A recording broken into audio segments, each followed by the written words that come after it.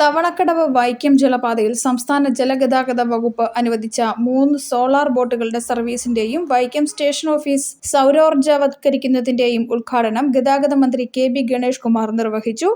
വൈക്കം രാജ്യത്തെ ആദ്യ സമ്പൂർണ്ണ സോളാർ വാട്ടർ ട്രാൻസ്പോർട്ട് സ്റ്റേഷനായി മാറിയെന്ന് കെ.ബി. ഗണേഷ് കുമാർ പറഞ്ഞു. 4 സോളാർ ബോട്ടുകൾ സർവീസ് നടത്തുന്ന വൈക്കം ജലഗതാഗത രംഗത്ത് രാജ്യത്തിന് തന്നെ മാതൃകയാണ്. സോളാർ ബോട്ടുകളിൽ സമീപ ഭാവിയിൽ AC സൗകര്യം കൂടി ഉറപ്പാക്കുമെന്നും അദ്ദേഹം പറഞ്ഞു. ഇവിടെ ഉള്ള ബോട്ടുകളെല്ലാം 3 ബോട്ട്, ഒരു ബോട്ട് നേരത്തെ ഉണ്ട് സോളാർ ബോട്ടാണ്.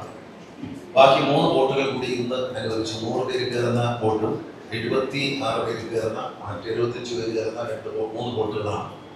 ഇതുകൂടി വന്നു കഴിയുമ്പോൾ ഇവിടെയുള്ള 4 ബോട്ടുകളും വൈദ്യുതീകരിക്കപ്പെടുകയും അടുത്ത ദിവസങ്ങളിൽ തന്നെ അനർട്ടിന്റെ സഹായത്തോടുകൂടി അനർട്ട് തന്നെ ഇവിടെ ഈ സ്റ്റേഷൻ സോളാർ വൈദ്യുതിയിലേക്ക് മാറും.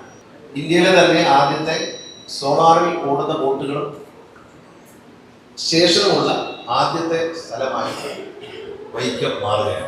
സാധാരണക്കാർ വളരെ കുറഞ്ഞ സബ്സിഡൈസ് റേറ്റിൽ, ചെറിയ റേറ്റിൽ യാത്ര ചെയ്യുന്ന ഇത്തരം സോളാർ ബോട്ടുകളെ മുഴുവൻ എയർ കണ്ടീഷൻ ചെയ്യാനുള്ള നിർദ്ദേശം ഞാൻ പ്രിയപ്പെട്ട നമ്മുടെ വാട്ടർ ട്രാൻസ്പോർട്ട് ഡയറക്ടർക്ക് നൽകിയിട്ടുണ്ട്. അദ്ദേഹം എന്ന നടപടികൾ ഉടൻ തന്നെ സ്വീകരിക്കും.